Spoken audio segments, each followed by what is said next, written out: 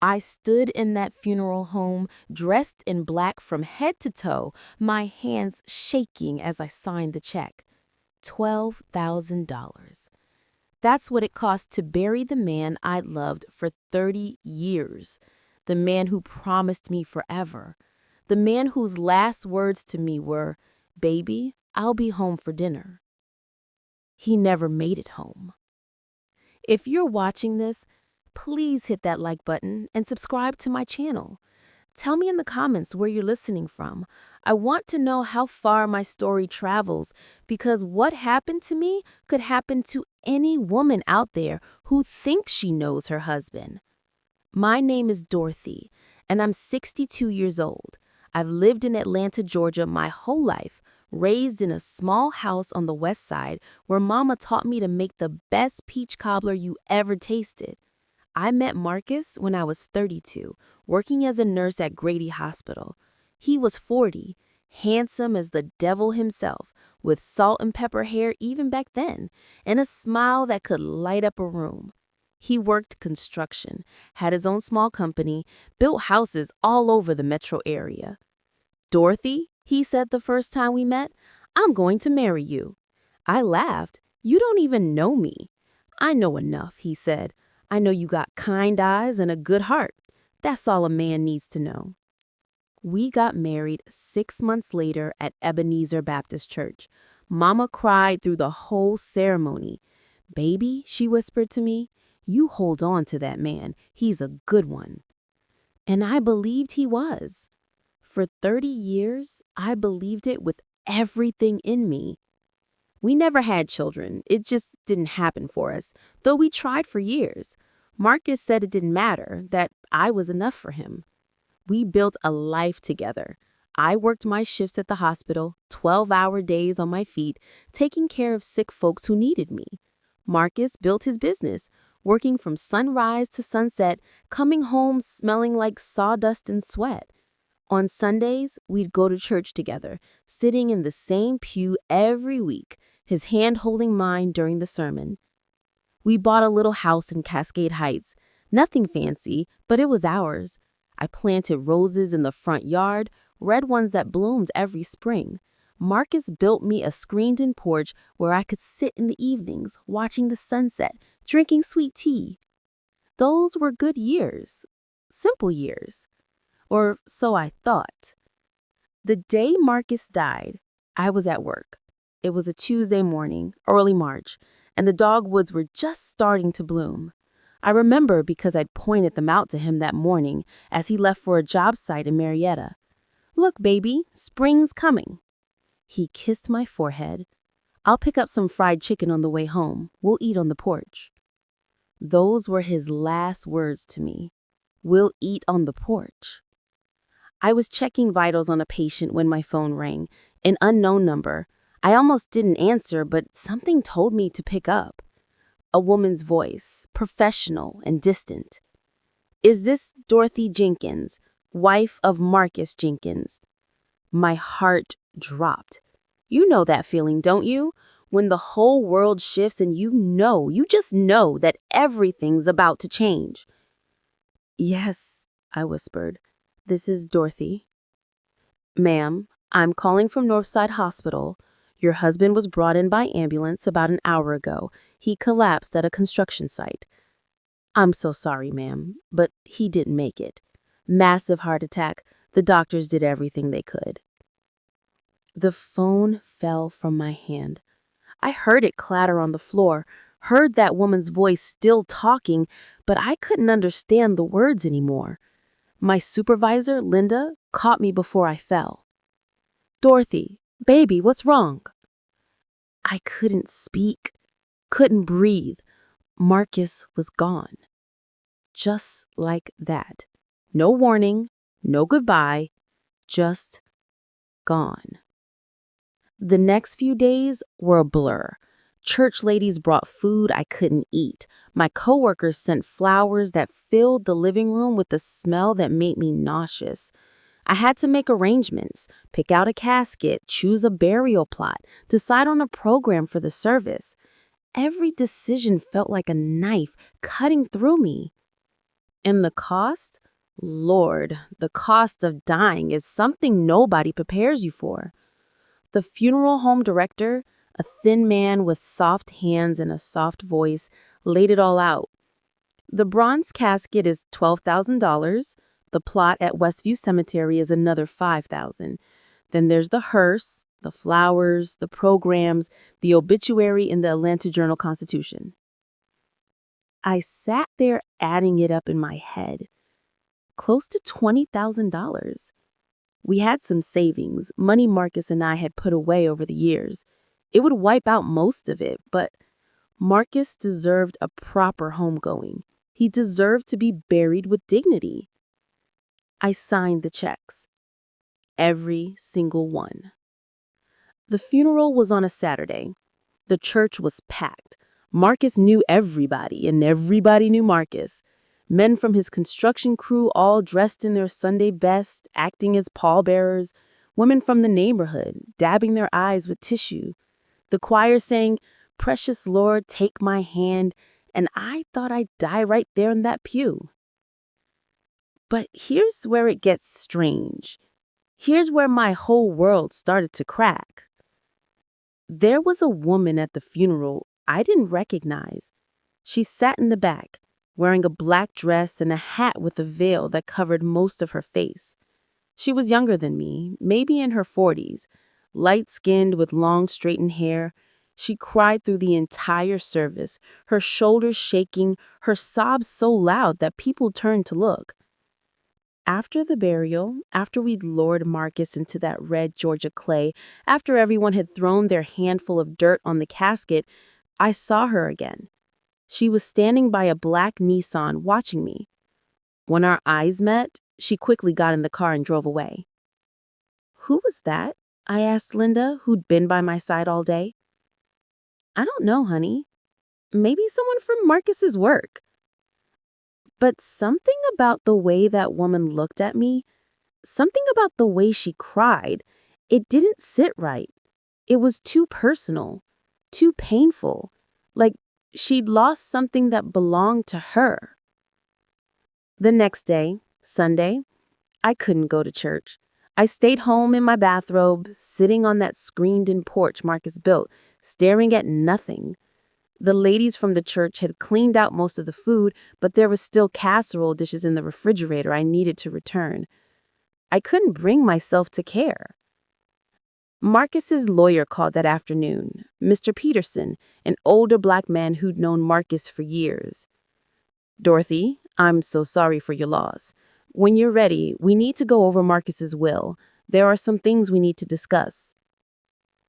"Can it wait?" I asked. My voice sounded hollow, like it was coming from somewhere far away. "Take your time," he said gently. "Call me when you're ready, but don't wait too long. There are sometimes sensitive matters." I agreed to meet him the following Tuesday at his office downtown.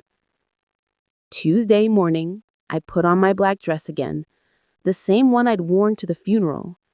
I drove downtown, parked in the deck, and took the elevator up to the 5th floor where Mr. Peterson's office was. The receptionist, a young girl with blonde braids, gave me a sympathetic smile. "Mrs. Jenkins, go right in. He's expecting you." Mr. Peterson's office smelled like old books and coffee. He stood when I entered, came around his desk to hug me. "Dorothy, how are you holding up?" "I'm here." That was all I could manage. He gestured to a chair, and I sat. He returned to his side of the desk, pulled out a folder, and cleared his throat. "Dorothy, Marcus updated his will about 6 months ago. Did he mention that to you?" I frowned. Why would he need to update his will? Everything goes to me, doesn't it? Mr. Peterson's face changed. It was subtle, but I'd been a nurse for 40 years. I knew how to read people. He was uncomfortable. "Dorothy," he said slowly, "Marcus left the house to you, that's clear, and his truck, his tools, his personal belongings. But the business, his construction company, and a substantial savings account I didn't know about, He left that to someone else. The room tilted. What do you mean, someone else? Who is Vanessa Mitchell? Mr. Peterson's eyes were filled with pity. Dorothy, I think you need to find out. I sat in that lawyer's office, staring at the name on the paper until the letters started to blur. Vanessa Mitchell. Who in God's name was Vanessa Mitchell? And why did my husband leave her nearly $500,000? Mr. Peterson cleared his throat. Dorothy, I need to be honest with you. When Marcus came to update his will 6 months ago, he came alone. He specifically requested that I not contact you about the changes. I advised him against it, told him this would cause problems, but he insisted, said he had his reasons. His reasons? My voice came out sharp, cutting through the quiet office like a blade. What reasons could he possibly have for hiding money from his wife and giving it to some woman I've never heard of? Mr. Peterson shifted in his chair, uncomfortable. He didn't explain, just that it was something he needed to do, that you'd understand when the time came. He paused, then added quietly, Dorothy, there's more. I looked up at him, feeling like I was falling down a dark hole with no bottom. More? He pulled out another document. Marcus had a safety deposit box at SunTrust Bank on Peachtree. According to his instructions, you have access to it. The key should be among his personal effects. He slid a small envelope across the desk. This is the box number and authorization letter. I took it with numb fingers. Box 247. Such a small number for what felt like a bomb about to explode my entire life. Is there anything else? I asked, my voice barely a whisper. That's all I have, Dorothy. I'm truly sorry. If you need anything, please don't hesitate to call. I stood up, my legs shaky, and walked out of that office. The young receptionist with the blonde braids smiled at me again, but I couldn't smile back. I rolled the elevator down, walked through the parking deck like a ghost, got in my car, and just sat there. Vanessa Mitchell. The name kept echoing in my head. Was she a relative? A business partner? But if she was a business partner, why wouldn't Marcus have ever mentioned her? In 30 years of marriage, he told me about everyone he worked with. Every subcontractor, every supplier, every client. He'd come home and tell me stories over dinner about the crazy things that happen on job sites. But he never once mentioned Vanessa Mitchell. I drove home on autopilot, barely seeing the roads, nearly running a red light at the intersection of Martin Luther King Jr. Drive and Northside. When I pulled into my driveway, I sat there for a long time, looking at the house Marcus and I had shared. The roses were blooming, just like they did every spring, red as blood. Inside, everything was exactly as we'd left it. His reading glasses on the coffee table, his favorite coffee mug in the dish drainer, his work boots by the back door, still caked with red Georgia mud. I walked through the house touching these things, these pieces of him, wondering if I'd ever really known the man who owned them. In our bedroom, I opened his closet. His clothes still smelled like him, that mix of Old Spice and sawdust. I went through his jacket pockets, his pants pockets, looking for that safety deposit box key. Nothing. I searched his dresser drawers, careful not to disturb anything too much, like I was afraid of disrespecting his memory. In his sock drawer, tucked into a rolled-up pair of black dress socks, I found it. A small brass key with a tag attached. SunTrust Bank, box 247. My hands were shaking so bad I almost dropped it. I also found something else. A photograph, folded in half, tucked deep in the back corner of the drawer, under some old undershirts. I pulled it out, unfolded it, and my heart stopped. It was Marcus. Younger, maybe 15 years ago. His hair not quite as gray. He was standing in front of a small brick house, his arm around a woman. A light-skinned black woman with long hair, a bright smile, and her hand resting on her pregnant belly. I flipped the photo over, written on the back in Marcus's handwriting. Vanessa, 6 months. Our new house. May 2008. The room started spinning. I sat down hard on the bed, still clutching that photograph. Our new house. Ours. Not his and mine. His and hers. 6 months pregnant. 2008. That was 15 years ago. I tried to do the math in my head. Tried to remember what we were doing in 2008. We just refinanced this house. I'd been working extra shifts at the hospital because we wanted to pay it off early. Marcus had been busy with a big contract, building a subdivision in Douglasville. He'd been working long hours, coming home late, sometimes not coming home until the next morning, saying he'd crashed at one of his crew members' houses because he was too tired to drive. I'd believed him, trusted him completely. Now, looking at this photo, I saw the truth. He hadn't been working late. He'd been with her, with Vanessa, building their house, having their baby. The tears came then, hot and angry, streaming down my face. I cried so hard I couldn't breathe, couldn't see, couldn't think. I cried for the woman in that photo, whoever she was. I cried for myself, the fool who'd never suspected. And I cried for Marcus, the man I thought I knew, who turned out to be a complete stranger. When I finally stopped crying, my face was swollen, my head pounding. I looked at the photo again, studying every detail. The house was small but nice, with a little porch and a red door. There were flowers planted in the front yard. The woman, Vanessa, looked happy, glowing the way pregnant women do. And Marcus, he was looking at her the way he used to look at me, like she was his whole world. I had to know more. I had to know everything. I grabbed my purse, grabbed the safety deposit box key, and drove to the SunTrust Bank on Peachtree Street. It was almost closing time when I got there, but the bank manager, a professional-looking black man in a suit, recognized me from the authorization letter. "Mrs. Jenkins, I'm so sorry for your loss," he said. "Please follow me." He led me to the vault, used his master key along with mine to open box 247, and left me alone in a small private room with the metal box on the table in front of me. I opened it slowly, afraid of what I'd find. Inside were documents, a birth certificate for a boy named Marcus Jr., born June 15, 2008, at Piedmont Hospital. Mother, Vanessa Mitchell. Father, Marcus Jenkins. My husband. My Marcus.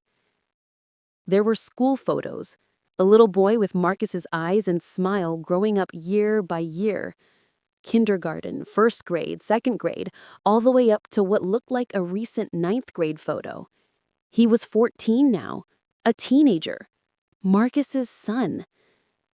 There were report cards, all A's and B's, birthday cards that Marcus had saved, cards that said "to Daddy" in a child's handwriting that got neater as the years went on. There was a birthday card from last year. "Dad, thanks for always being there for me. Love, Junior." Always being there for him, while he was lying to me. There were receipts, thousands of them. Payments to Vanessa for child support, but also for other things. Dance lessons for a girl named Shayla, born 2011. Marcus had another child, a daughter. Her school photos were there too. A beautiful little girl with Vanessa's features and Marcus's smile. 2 children. He had 2 children with this woman, and I never knew. There were mortgage statements for that brick house in the photo, the one on Fairbairn Road in southwest Atlanta. Marcus had been paying for it all these years. There were utility bills, grocery receipts, even receipts from family vacations, receipts from Disney World in 2015, receipts from a beach house in Florida in 2017. He'd been living 2 lives, 2 complete lives, and I'd only known about one. At the bottom of the box was a letter, an envelope with my name on it in Marcus's handwriting. Dorothy. Just my name, nothing else. I opened it with shaking hands. The letter was dated 3 weeks before he died. Dear Dorothy, if you're reading this, then I'm gone, and you found out the truth. I know this will hurt you. I know it will break your heart, and I'm sorry. I'm so sorry, baby. I never meant for any of this to happen. I met Vanessa when we were building that subdivision in Douglasville. She was working in the sales office. We started talking, and one thing led to another. By the time I realized what was happening, she was pregnant. I should have told you then. I should have come clean. But I couldn't bear to hurt you, and I couldn't walk away from my child. So I did the only thing I could think of. I took care of both families. I know that's not an excuse. I know what I did was wrong. Junior is a good boy. Smart, respectful, loves basketball just like I did. Shayla is sweet and funny, always singing, always dancing. They're good kids, Dorothy. They didn't ask for any of this. Neither did Vanessa. I'm leaving them the money because they'll need it. Vanessa works as a teacher. She doesn't make much. The kids need to go to college. Junior wants to be an engineer. Shayla talks about being a doctor. I know you'll be okay. You're the strongest woman I've ever known. You've got your job, your friends, the house. You'll be okay. Please, don't hate me. I loved you, Dorothy. I still love you. I just loved them too. Marcus. I read that letter 3 times, each time feeling a different emotion. First, shock, then rage. Finally, a deep, crushing sadness. He'd loved me, but he'd loved them too. Like that made it okay. Like love was enough to justify 30 years of lies. I put everything back in the box, locked it, and walked out of that bank. The sun was setting, painting the Atlanta skyline in shades of orange and pink. It should have been beautiful, but all I could see was red. Anger red, betrayal red, blood red. I got in my car and started driving. I didn't have a plan. I just drove, and somehow I ended up on Fairbairn Road, looking for that brick house with the red door. It wasn't hard to find. It looked exactly like the photo, just older now, more lived in. There was a basketball hoop in the driveway, a little girl's bicycle on the porch, flowers in the front yard. The lights were on inside, and I realized this was the house Marcus called home too. This was where he came when he told me he was working late. This was where he spent his holidays when he said he had emergency jobs. This was his other family, the family he chose to provide for even in death. I sat in my car across the street watching that house, and I made a decision. They were going to know who I was. They were going to understand what they'd taken from me, and Vanessa Mitchell was going to learn that Dorothy Jenkins wasn't the kind of woman who just walked away. I sat in that car for 20 minutes, maybe longer, just watching that house. The lights glowing warm in the windows, shadows moving behind the curtains, a family going about their evening completely unaware that the wife, the real wife, was sitting outside in the dark. My hands gripped the steering wheel so tight my knuckles hurt. Part of me wanted to drive away, to pretend I'd never seen this place, never opened that safety deposit box, never read that letter. But a stronger part, a part I didn't even know existed, wanted to march up to that door and demand answers. I watched as the front door opened. A teenage boy stepped out, tall and lanky, wearing a basketball jersey. Marcus Jr. He walked to the driveway, picked up the basketball, and started shooting hoops under the streetlight. Every movement reminded me of Marcus, the way he dribbled, the way he squared his shoulders before taking a shot. It was like watching a ghost. Then the door opened again, and she came out, Vanessa Mitchell. She looked older than in the photograph, her hair shorter now, cut into a neat bob. She was wearing scrubs, like she'd just gotten home from work. She said something to the boy, and he nodded, took one more shot, then headed back inside with the ball under his arm. Vanessa stood on the porch for a moment, looking up at the sky. Even from across the street, I could see the tiredness in her posture, the weight she was carrying. She was a widow too now, mourning the same man I was mourning. The thought made my stomach turn. Before I could change my mind, I got out of my car. My legs felt weak, but I walked across that street, up that driveway, past those flowers Marcus had probably planted, and rang the doorbell. The door opened. Vanessa stood there, her eyes widening when she saw me. For a moment, neither of us spoke. We just stared at each other, two women connected by one dead man's lies. "You're Dorothy," she finally said. Her voice was soft, almost a whisper. "And you're Vanessa." My voice came out harder than I intended. "The woman my husband left everything to." She flinched like I'd slapped her. "Please, can we talk inside? The kids don't need to hear this." I hesitated, but she stepped aside, and I walked into Marcus's other home. The living room was cozy, filled with family photos on the walls. Marcus with the kids at various ages, Marcus and Vanessa at what looked like a wedding, though I knew they never actually married. Marcus everywhere, smiling, happy, living a whole life I knew nothing about. "Sit down," Vanessa said, gesturing to the couch. "Can I get you some water, coffee?" "I don't want your hospitality," I said, but I sat down anyway. My legs wouldn't hold me anymore. Vanessa sat across from me in an armchair, her hands folded in her lap. "I know you're angry. You have every right to be." "Angry?" I laughed, but there was no humor in it. Angry doesn't begin to cover what I'm feeling. My husband, the man I was married to for 30 years, had a whole other family, 2 children, a house, and nobody thought to tell me? "Marcus was going to tell you," she said quietly. "He talked about it all the time, especially this past year. He said he was tired of living 2 lives, tired of the lying. He wanted to come clean." But he didn't, did he? He died before he could work up the courage. So instead, I found out from a lawyer, from a safety deposit box full of secrets. I leaned forward. "Did you know about me?" Vanessa's eyes filled with tears. "Of course I knew about you. Marcus never hid the fact that he was married. When we first met, he told me straight up. He said he loved his wife, but things were complicated, that you couldn't have children, and it was tearing you both apart."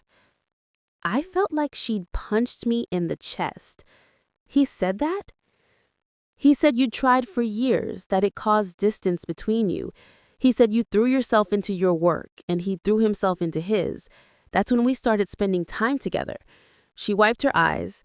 "I'm not making excuses. What we did was wrong. I know that. But I loved him, Dorothy. And he loved me too." "He loved me first," I said, my voice breaking. "I was his wife." "I know, and I never tried to take that from you. This was never about replacing you. Marcus kept our lives separate on purpose. He wanted to protect you." "Protect me?" I stood up, my anger boiling over. "By lying to me every day for 15 years? By building a family behind my back? By leaving you everything in his will while I paid for his funeral?" My voice was rising and I didn't care. "You know what's funny? That woman at his funeral, crying in the back, that was you, wasn't it?" Vanessa nodded, tears streaming down her face now. "I had to be there. I had to say goodbye.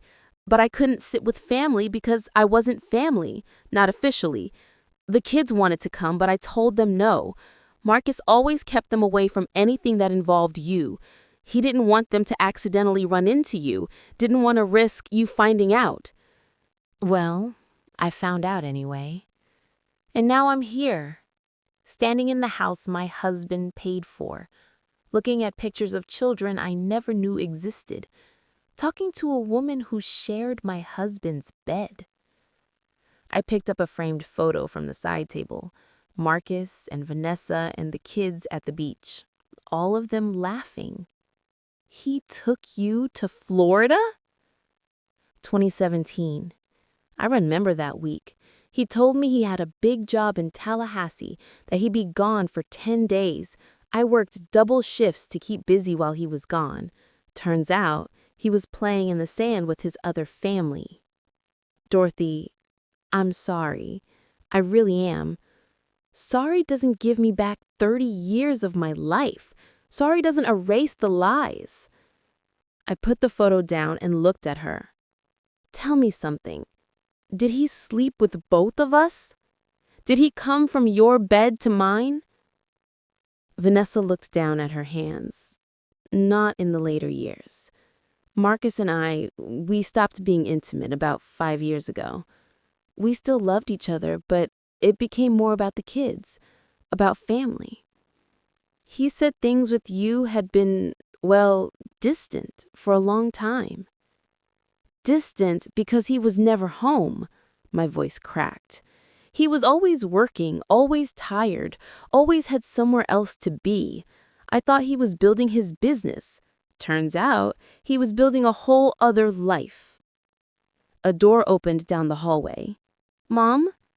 A girl's voice, young and sweet. Who are you talking to? Vanessa quickly wiped her eyes and stood up. Just a friend, baby. Go back to your room. I'll be there in a minute. But Shayla came into the living room anyway, a little girl about 12 years old with her hair in braids, wearing pink pajamas. She looked at me with curious eyes. Are you Miss Dorothy? Daddy talked about you sometimes. My heart stopped. He did? She nodded. He said you were a nurse and that you helped people. He said you were real smart and real strong. She tilted her head. Are you sad because Daddy died? I'm sad too. I miss him a lot. I couldn't speak. This child, Marcus's daughter, was looking at me with such innocence, such genuine sadness. She had no idea what her existence meant to me, what it had cost me. Shayla, go to your room, Vanessa said firmly. Now, please. The girl looked between us, sensing the tension, then turned and left. I heard her footsteps padding down the hallway, heard a door close. She doesn't understand. Neither of them really do. They just know their daddy is gone and they're heartbroken. I sat back down, suddenly exhausted. What happens now? You got the money, the business, everything. What am I supposed to do? I didn't ask for any of this. Marcus set it up that way because he wanted to make sure the kids were taken care of. Junior wants to go to Morehouse. Shayla's got dreams of being a pediatrician. That money is for them, for their future. And what about my future? I spent 30 years building a life with the man who was living a lie. I nursed sick people 12 hours a day while he was here playing daddy to children I didn't know about. Where's my compensation for that? Vanessa was quiet for a long moment. Then she said, I can't give you back what you lost. Nobody can. But I can tell you this. Marcus loved you, Dorothy. In his own way, he did. He just loved us too. And he couldn't figure out how to make it all work. So he chose to lie instead. Real noble of him. He was weak. He was selfish. He was human. Vanessa looked at me with red eyes. But he wasn't a monster. He tried to take care of everyone. Maybe that was wrong, but it's what he did. I stood up again, needing to leave before I said something I'd regret. I don't know what I'm going to do yet, but this isn't over. That money, that business, it's not just yours because Marcus wrote it in a will. I was his wife. Legally, I have rights. Vanessa's face hardened just a little. The will is legal and binding. Mr. Peterson made sure of that. We'll see about that. I walked to the door, then turned back. One more thing. That woman at the funeral, Next time, don't bother coming. You're not family. You never were. I walked out into the night, got in my car, and drove home. But inside, I was already making plans. Marcus might have tried to take care of everyone, but he'd made a mistake. He'd underestimated me, and I was going to make sure that Vanessa Mitchell understood exactly who Dorothy Jenkins was. I didn't sleep that night. I lay in the bed Marcus and I had shared for 30 years, staring at the ceiling, my mind racing. Every time I closed my eyes, I saw that house on Fairburn Road. I saw those children's faces. I saw Vanessa standing on that porch like she belonged there. By sunrise, I'd made my decision. I wasn't going to just accept this. Marcus might have written that will, but I was going to fight it. That money, that business, it was built during our marriage. That meant I had a claim to it, legal or not. I called in sick to work for the first time in 5 years. Linda, my supervisor, was worried. "Dorothy, you never call in sick. Are you okay?" "I need a few days," I said. "Family matters." "Take all the time you need, honey. We'll cover your shifts." At 9 o'clock, I was sitting in another lawyer's office. Not Mr. Peterson, Marcus's lawyer, a different one. A woman named Sharon Moore who specialized in estate disputes. I'd found her online, read reviews from other women who'd been betrayed, women who'd fought back and won. Sharon was a sharp-dressed black woman in her 50s with natural gray locks and intelligent eyes that missed nothing. She listened as I told her everything: the will, the safety deposit box, the secret family, the house on Fairburn Road. She took notes, asked questions, and when I was finished, she sat back in her chair. "Dorothy, I'm going to be honest with you. This is going to be difficult." My heart sunk. But I was his wife, legal wife. Doesn't that count for something? It counts for a lot, actually. But Marcus was careful. He left you the house, his personal belongings, his truck. In the eyes of the law, he provided for you. The fact that he also provided for another family doesn't automatically invalidate the will. So I just have to accept it? Accept that he gave everything to his mistress and their children? Sharon leaned forward. "I didn't say that. There are grounds we can argue. For one, you mentioned he had a construction business. Did you contribute to that business in any way? Financially, administratively?" I thought about it. Yes, in the early years, I helped with bookkeeping, answered phones when he was on job sites, even co-signed the business loan when he first started. My nursing salary kept us afloat while he built the company. Sharon's eyes lit up. "That's good. That's very good. If you can prove you contributed to building that business, we can argue it's marital property, which means you're entitled to at least half regardless of what the will says." Hope flickered in my chest. Can we really do that? We can try. But Dorothy, I need you to understand something. This is going to get ugly. We'll be fighting against those children's future. The community might see you as the villain, the bitter wife trying to take money from innocent kids who just lost their father. I don't care what people think. I care about what's right. Sharon nodded. Then let's fight. But it's going to cost you. My retainer is $5,000, and this could drag on for months, maybe a year. Are you prepared for that? I thought about my savings, what was left after paying for Marcus's funeral. I had about $15,000 remaining. If I spent $5,000 on a lawyer, I'd be cutting into my safety net. But what choice did I have? "I'm prepared," I said.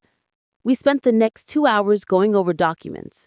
I showed her the business loan papers with my signature, old tax returns where I listed income from helping with the business, even photos of me at construction sites in the early days, wearing a hard hat, helping Marcus mark measurements.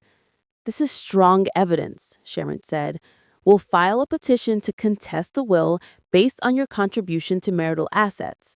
We'll also request a full accounting of the business finances. If Marcus was funneling money to support two households, we need to prove that your marital assets were being used to benefit his extramarital family. How long will this take? Court date? Probably 3 to 4 months, but we'll start putting pressure on them immediately.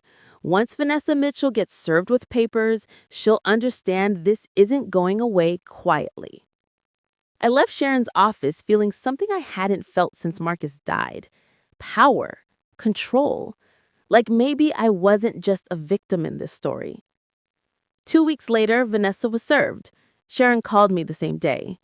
She's hired a lawyer, James Washington, good attorney out of Buckhead. This means she's taking you seriously. Good, I said. She should.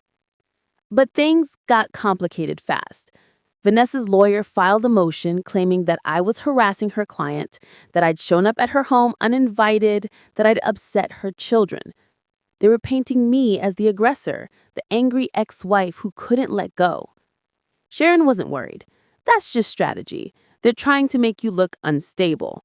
Don't engage. Don't go back to that house. Don't contact Vanessa directly. Let me handle everything. I agreed, but it was hard.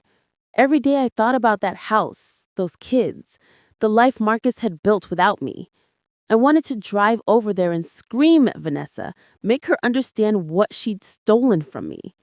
But I stayed away. The church ladies started whispering. Somehow, word had gotten out that I was contesting the will, fighting Marcus's children for money. On Sunday service, I could feel their eyes on me, hear their hushed conversations. Poor Dorothy, losing her mind with grief. I heard she's trying to take everything from those innocent babies. Marcus must be rolling in his grave. Linda pulled me aside after church one Sunday. Dorothy, honey, is it true? Are you really fighting the will? Yes, I said simply, I am. But why? Marcus left you the house, his personal belongings, his truck. In the eyes of the law, he provided for you. The fact that he also provided for another family doesn't automatically invalidate the will. I looked at her, this woman I'd considered a friend for 20 years. Because he lied to me, Linda. For 15 years, he lied. And now everyone expects me to just smile and accept it? To let the woman he cheated with walk away with everything while I'm left with a house full of memories and a broken heart? Linda's face softened. I understand you're hurting, but this isn't going to bring Marcus back. It's just going to make you look bitter. Maybe I am bitter. Maybe I have every right to be. I stopped going to church after that. Stopped answering calls from church ladies who wanted to check on me, but really just wanted to gossip. I threw myself into the legal battle, meeting with Sharon every week, gathering documents, building our case. Then, about 6 weeks after we'd filed, something unexpected happened. Vanessa called me directly. My phone rang late one evening, an unknown number. I almost didn't answer, but something told me to pick up. Dorothy? Her voice was quiet, hesitant. Please don't hang up. What do you want, Vanessa? I want to talk, not through lawyers, just you and me. Can we meet somewhere? Every instinct told me to say no, to hang up, to let Sharon handle everything. But curiosity got the better of me. Where? There's a coffee shop on Cascade Road. Tomorrow morning, 10 o'clock? I hesitated, then agreed. Fine, but I'm not dropping the lawsuit. I know. I'm not asking you to do that. I just think we need to talk, woman to woman. The next morning, I walked into that coffee shop, my guard up, ready for whatever game Vanessa was playing. She was already there, sitting in a corner booth, 2 cups of coffee on the table. She looked tired, older than when I'd seen her at the house. The weight of everything was showing on her face, too. Thank you for coming, she said as I sat down. What is this about, Vanessa? Your lawyer told me not to contact you. And my lawyer doesn't know I'm here. Dorothy, this fighting, it's tearing everyone apart. The kids are asking questions. Junior found the court papers, read about how his father lied to everyone. He's angry, confused. Shayla cries every night. That's not my problem. I know you're angry. You should be. But please, think about what this is doing. Not just to my kids, but to Marcus's memory, to your own peace. I leaned forward, my voice low and hard. You want to talk about peace? I haven't had peace in 2 months. I buried a man I thought I knew, then found out he was a stranger. So no, Vanessa, I don't care about your kids' tears or Marcus's memory. I care about justice. She looked down at her coffee. What if we made a deal? Off the record, between us. What would it take for you to walk away? And that's when I realized something. Vanessa was scared. Scared she was going to lose. And if she was scared, that meant Sharon was right. We had a real chance of winning. I stood up, leaving the coffee untouched. There's no deal. I'll see you in court. The court date was set for early June, 3 months away. Sharon told me we needed to build the strongest case possible, which meant digging deep into Marcus's business records. She subpoenaed everything: bank statements, tax returns, business contracts, payroll records going back 15 years. We need to prove that money from the marital business was being diverted to support his second family, Sharon explained. Every dollar he spent on that house, on those kids, on Vanessa, came from assets you helped build. The records started arriving in boxes. Sharon's paralegal, a young woman named Keisha, helped me go through them in Sharon's conference room. We spent hours sorting through papers, highlighting transactions, building a timeline of Marcus's financial deception. What we found made my blood run cold. Mrs. Jenkins, look at this, Keisha said, pointing to a bank statement from 2009. There's a wire transfer here for $35,000, labeled personal withdrawal. That's a lot of money. I looked at the date, June 2009. I remembered that month clearly. I'd asked Marcus if we could finally take that trip to Paris I'd been dreaming about for years. He'd said money was tight, that we needed to wait. But here was $35,000 withdrawn and sent somewhere. Can you trace where it went? I asked. Keisha pulled up another document. It went to a down payment on the house on Fairbairn Road, the one Vanessa lives in now. My hands started shaking. While I was working double shifts, saving every penny, Marcus was making down payments on a house for his mistress. The betrayal cut deeper every time I uncovered something new. We found more. Regular monthly transfers, always labeled vaguely. Consulting fee, contract payment, business expense. But when Keisha cross-referenced them with the business accounts, none of them matched actual business activities. They were all going to Vanessa. This is good, Sharon said when I showed her what we'd found. This proves systematic deception. He was using marital assets to fund an extramarital relationship. The judge will not look favorably on this. But then we found something else, something that changed everything. It was a life insurance policy, separate from the one Marcus left to Vanessa. This one was older, taken out in 1995, 2 years after we got married. The beneficiary listed was me, Dorothy Jenkins.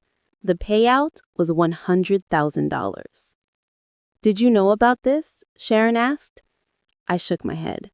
I knew he had life insurance, but I thought it was just the one policy, the one he left for Vanessa. Well, this one names you as the sole beneficiary, and it was never changed. That means you're entitled to $100,000 that nobody's claimed yet. Hope flickered in my chest, but it was quickly replaced by anger. Why didn't Mr. Peterson tell me about this? Sharon's face hardened. That's a very good question. Either he didn't know, which would be incompetent, or he did know and chose not to tell you, which would be unethical. Can we find out? Oh, we will. I'm going to request all communications between Marcus and Mr. Peterson regarding estate planning. If Peterson deliberately withheld this information, he could lose his license. 2 days later, Sharon called me with news. Dorothy, I spoke to reinsurance company. That policy is active and payable. You can file a claim right now. With Marcus's death certificate, you'll have that money within 2 weeks. I said, do it immediately. File the claim. While we waited for the insurance money, Sharon scheduled depositions. First up was Vanessa. I wanted to be there, to watch her squirm under questioning, but Sharon advised against it. Your presence will just make her defensive. Let me handle it. I'll ask the questions that need asking. But Sharon recorded the deposition, and that evening she played parts of it for me in her office. Vanessa's voice came through the speakers, nervous and halting. I met Marcus in 2007. We started as friends. I knew he was married. Sharon's voice, professional and cutting. When did the affair become physical? A long pause. Summer of 2007. And when did you become pregnant? Another pause, longer this time. December 2007. Did Marcus ask you to terminate the pregnancy? A pause, longer this time. At first, yes, but I refused. I told him I was keeping the baby, with or without him. And what did he say to that? He said he couldn't abandon his child, that he'd take care of us, but he couldn't leave his wife. He said Dorothy had been through enough, that she tried so hard to have children and couldn't. He felt guilty. I had to pause the recording. Hearing Vanessa talk about my inability to have children, hearing her use my pain as justification for what they'd done, it was too much. Sharon noticed my face. Do you want to stop? No, I said. Keep playing it. Sharon's voice again. How much money did Marcus give you over the years?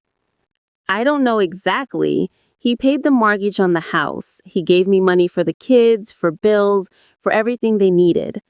Approximately how much per month?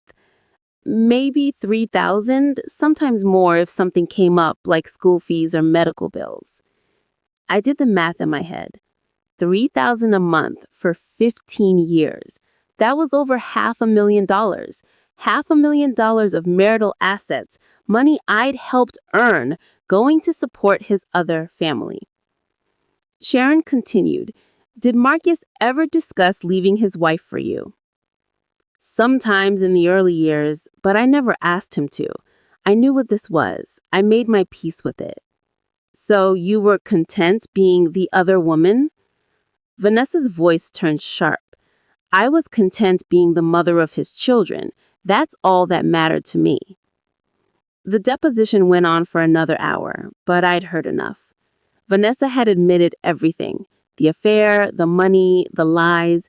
It was all on record now. The insurance check arrived on a Tuesday, $100,000, made out to Dorothy Jenkins. I stared at it for a long time before depositing it. This was money Marcus intended for me. Money he'd set aside before Vanessa, before the lies. This was proof that, once, long ago, he'd actually cared about my future. I used $20,000 to pay Sharon's fees in full. The rest I put into a new savings account, separate from anything Marcus had touched. This was my money, my fresh start. Sharon also deposed Marcus Jr. The boy was only 14, but his testimony was crucial. She was gentle with him, I'll give her that. Did Marcus ever talk about his other family? Sharon had asked. Not really. He just said he had responsibilities, that he had to take care of people. Did he seem happy when he was with you? Yeah, he was the best dad. He came to all my games, helped me with homework, taught me how to fix cars. He was always there. Always there for them, I thought bitterly. Never there for me.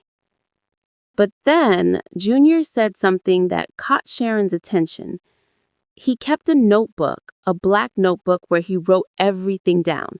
Schedules, money stuff, all his secrets. He told me once that if anything ever happened to him, I should give it to Mom. But when he died, we couldn't find it. A black notebook. Sharon's eyes met mine across the conference room table where we were listening to the recording. "We need to find that notebook," she said. "If Marcus documented everything, his finances, his schedule, his reasoning for the will, it could be the key to winning this case." "How do we find it?" "We ask Vanessa to produce it, and if she claims she doesn't have it, we get a court order to search the house." But before Sharon could file the motion, something unexpected happened. Mr. Peterson, Marcus's lawyer, requested a meeting, not with Sharon, but with me directly. We met at a neutral location, a restaurant in Midtown. Mr. Peterson looked older than I remembered, tired and worried. "Dorothy, I owe you an apology," he said before we even ordered food. "I should have told you about the insurance policy. Marcus specifically asked me not to mention it, said he wanted it to be a surprise if anything happened to him, but I should have disclosed it anyway." "Why didn't you?" He sighed. "Because Marcus was my friend. We went to school together, grew up in the same neighborhood. When he asked me to keep that policy quiet, I agreed. I thought I was honoring his wishes. But after your lawyer started digging, after I saw what you were uncovering, I realized I'd made a mistake. You could lose your license for this." "I know, and I deserve to, but I'm here to make it right." He pulled an envelope from his jacket pocket. "This is Marcus's black notebook, the one Junior mentioned. Marcus left it with me for safekeeping. He said if anything happened to him, I should give it to whoever asked for it first." Vanessa never asked, but you did. I took the envelope with shaking hands. Inside was a small black leather notebook, worn and filled with Marcus's handwriting. "What's in it?" I asked. "Everything," Mr. Peterson said. "Every lie he told, every dollar he spent, every moment of guilt he felt. It's his confession, Dorothy, and it's going to change everything." I sat in my car in that restaurant parking lot, the black notebook heavy in my lap. My hands trembled as I opened the first page. Marcus's handwriting stared back at me, neat and precise. The same handwriting I'd seen on birthday cards and grocery lists for 30 years. The first entry was dated July 2007. "Met someone today. Vanessa. She's different. Makes me feel young again. Dorothy's been so distant lately, always at the hospital. We barely talk anymore. I know it's because of the baby situation. We've both given up, stopped trying. Maybe this is God's way of giving me what I wanted." I closed the notebook, my vision blurring with tears. He blamed our distance on me, on my work, on our inability to have children, like his affair was somehow justified. But I forced myself to keep reading. I needed to see it all. Page after page, year after year, Marcus documented everything. The first time he slept with Vanessa, the day she told him she was pregnant, his panic, his decision to keep both families. "I can't leave Dorothy. She's been my rock for 15 years. But I can't abandon my child either. I'll just have to make it work. I'll work harder, make more money, keep everyone happy." There were entries about the lies he told me, the fake business trips, the emergency jobs that never existed. He even wrote about the close calls, times I almost discovered the truth. Dorothy asked about the charge on the credit card today, $2,400 to Baby Depot. I told her it was tools for the job site, that they miscoded it. She believed me. She always believes me. I hate lying to her, but what choice do I have? What choice did he have? He had a choice every single day. He chose to lie. He chose to cheat. He built a second family while I worked myself to exhaustion, believing we were building a future together. I found entries about the kids, Marcus Jr.'s first steps, Shayla's birth, his pride in being their father. Pages and pages of joy about a family I didn't know existed. But then, toward the end, the tone changed. The entries became darker, filled with guilt and fear. Junior asked me today why I never spend holidays with them. I told him I had to work. The look on his face broke my heart. Shayla's getting older too, asking questions. And Dorothy, she's starting to notice things. I saw her looking at my phone yesterday. I need to be more careful. The final entry was dated 2 weeks before he died. I'm tired. Tired of lying, tired of sneaking around, tired of being two different people. I updated my will today. Made sure Vanessa and the kids are taken care of if something happens to me. I know Dorothy will be hurt, but she's strong. She'll survive. She always does. Maybe I'm a coward for not telling her the truth while I'm alive, but I can't bear to see the look in her eyes when she finds out. The disappointment, the betrayal. At least this way, I won't have to watch her heart break. I closed the notebook and screamed. Right there in that parking lot, I screamed until my throat was raw. He was a coward. He'd rather die with his secrets than face me with the truth. I drove straight to Sharon's office, the notebook clutched in my hand. She read through it carefully, her expression growing more serious with each page. "This is it," she finally said. "This proves everything. Systematic deception, misuse of marital funds, emotional manipulation. Dorothy, with this notebook, we don't just have a case. We have a slam dunk." What happens now? We file an amended petition. We submit this notebook as evidence, and we demand a complete redistribution of assets based on fraud and concealment. Sharon looked at me seriously. This changes everything. Vanessa's lawyer will have no choice but to settle. If this goes to trial, she'll lose, and she knows it. 2 days later, Vanessa's lawyer called Sharon requesting an emergency meeting. We met in Sharon's conference room. Vanessa was there with her attorney, Mr. Washington, a distinguished-looking man in an expensive suit. Vanessa's eyes were red, like she'd been crying for days. Sharon laid the notebook on the table between us. "Your client knew about this notebook. Marcus told her about it, yet she never disclosed it during discovery. That's concealment of evidence." Mr. Washington's face went pale. "My client wasn't aware." "Don't insult our intelligence," Sharon cut him off. "Marcus documented everything, including conversations with Vanessa about this notebook. Now we can take this to trial, let a judge read every page, expose every lie to the public record, or we can settle this today." Vanessa spoke up, her voice barely a whisper. "What do you want?" I leaned forward. "I want half of everything. The business, the savings, the life insurance, half of what my husband built with my help. And I want the house on Fairburn Road sold with proceeds split between us." That's my children's home. Where am I supposed to go? "That's not my problem. You should have thought about that before you started an affair with a married man." Mr. Washington tried to negotiate. "My client needs time to relocate the children. They're in school, they have friends, stability." "Your client should have considered stability before she destroyed my marriage," I said coldly. "You have 48 hours to agree to terms, otherwise we see you in court." We left them sitting there, Vanessa sobbing into her hands. I felt a moment of guilt thinking about those children, but then I remembered the notebook.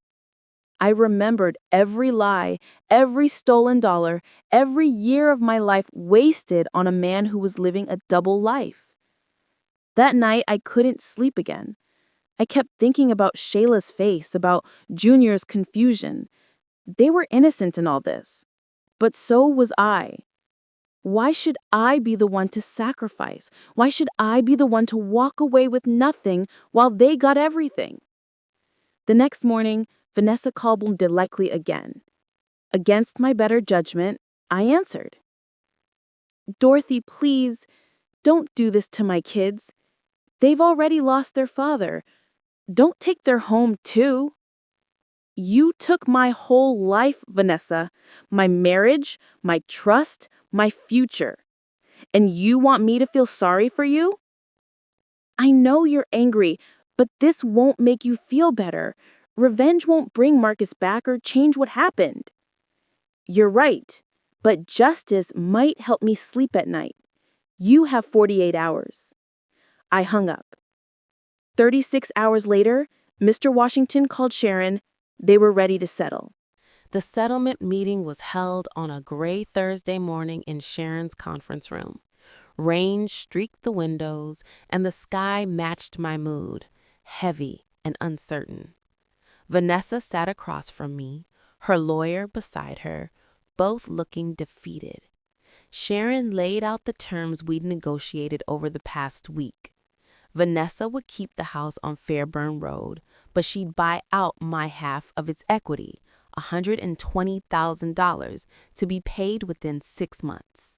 The construction business would be sold, and we'd split the proceeds 50-50. The savings account, what was left of it after Marcus had drained it for years, would be divided equally. And the life insurance policy he'd left to Vanessa would be split, half to her for the children's education, half to me. In total, I'd receive approximately $350,000. It wasn't about the money, not really. It was about acknowledgement, about the world recognizing that I'd been wronged, that I deserved compensation for 30 years of lies. Vanessa signed the papers without looking at me.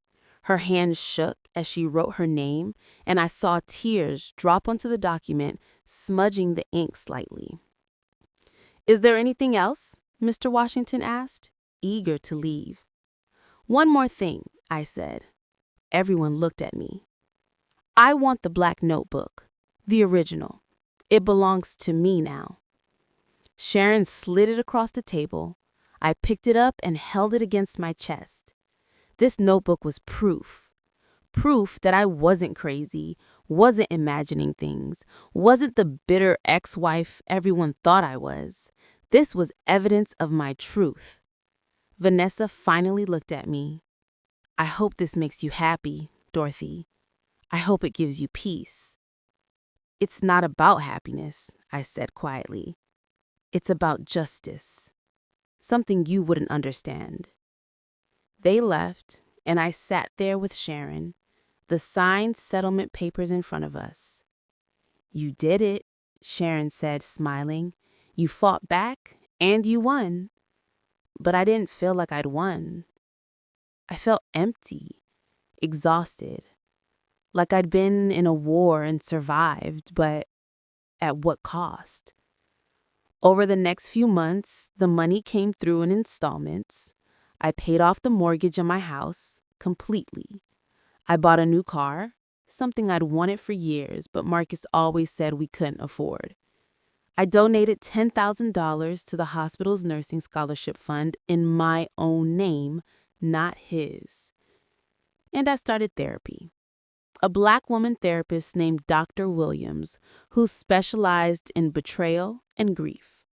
She helped me understand that I could be both angry and sad, that I could mourn Marcus while hating what he'd done. Your feelings don't have to make sense to anyone but you, she told me. You loved a man who betrayed you. Both things can be true. I stopped going to the old church, the one where everyone whispered about me. Instead, I found a smaller congregation across town where nobody knew my story, where I could sit in peace and pray without feeling judged. I also started volunteering at a women's shelter, helping women who'd been betrayed, abused, left with nothing. I shared my story with them, not for pity, but to show them that survival was possible, that you could fight back and rebuild. One Saturday afternoon, 6 months after the settlement, I was at the grocery store when I saw them, Vanessa, Junior, and Shayla. They were in the produce section, Shayla picking out apples while Junior pushed the cart. Vanessa saw me at the same time I saw her. For a moment, we just stared at each other across the vegetable display. Then Shayla noticed me. "That's Miss Dorothy," she said to her mother. "Daddy's friend." I could have walked away, should have walked away, but something made me stay. I walked over slowly, Vanessa tensed, moving protectively in front of her children. "I'm not here to cause trouble," I said quietly. "I just wanted to say hello." Junior looked at me with Marcus's eyes. "You're the lady who took us to court." "I am," I said honestly. "And I'm sorry you got caught in the middle of this. You didn't ask for any of it." "Neither did you," Junior said, surprising me with his maturity. "My dad lied to everyone. I read the notebook. Mom let me read it. I know what he did wasn't right." Tears stung my eyes. This boy, this child, Marcus had kept hidden from me. Understood. He understood in a way most adults didn't. "Your father loved you," I said. "Whatever else was true, that part was real. Don't forget that." Shayla tugged on her mother's sleeve. "Can we go now? I want to go home." Vanessa nodded, then looked at me. "We're moving to Decatur. Fresh start for the kids. New schools, new neighborhood." "That's good. I hope it works out for you." "Dorothy," Vanessa said as they started to leave, "I'm really sorry for all of it." I watched them walk away, this fractured family that Marcus had created, and I realized something important. I wasn't angry anymore. Not at Vanessa, not at the kids, not even at Marcus, really. I was just tired of carrying all that rage. That evening, I sat on the porch Marcus had built, the one where we were supposed to eat chicken together the day he died. I opened the black notebook one last time and read through his words, his confessions, his justifications. I watched our story turn to ash. I didn't need it anymore. I'd won my case, gotten my settlement, proven my point. Holding on to Marcus's words wouldn't change anything. It wouldn't bring him back or give me those 30 years. It would just keep me trapped in the past. The next morning, I woke up early and made myself coffee. Real coffee. The expensive kind Marcus always said was a waste of money. I sat on my porch and watched the sunrise over Atlanta, painting the sky in shades of gold and pink. I thought about my future. Maybe I'd travel, see Paris like I'd always dreamed. Maybe I'd retire early, spend more time volunteering. Maybe I'd even date again someday, though that felt impossible right now. But whatever I did, it would be my choice, my life, not built on lies or shared with ghosts. I picked up my phone and called Linda from the hospital. "Hey, it's Dorothy. I'm ready to come back to work. Full time." "Really?" Linda sounded surprised and happy. "We've missed you so much. When can you start?" "Monday. I'm ready." And I was. Ready to move forward, ready to rebuild, ready to live the life I deserved. Not as Marcus's widow or Vanessa's rival, but as Dorothy Jenkins, nurse, survivor, fighter. A woman who'd been knocked down but refused to stay down. A woman who discovered that the strongest thing you can do isn't hold on to anger, but let it go and build something new from the ashes. If you made it this far in my story, thank you for listening. Drop a comment and tell me where you're watching from. Hit that subscribe button if you want to hear more real-life stories like mine. And remember, if you're going through something similar, you're not alone. You're stronger than you think. You can survive this. You can rebuild. I promise you that. This is Dorothy, signing off, with love and respect.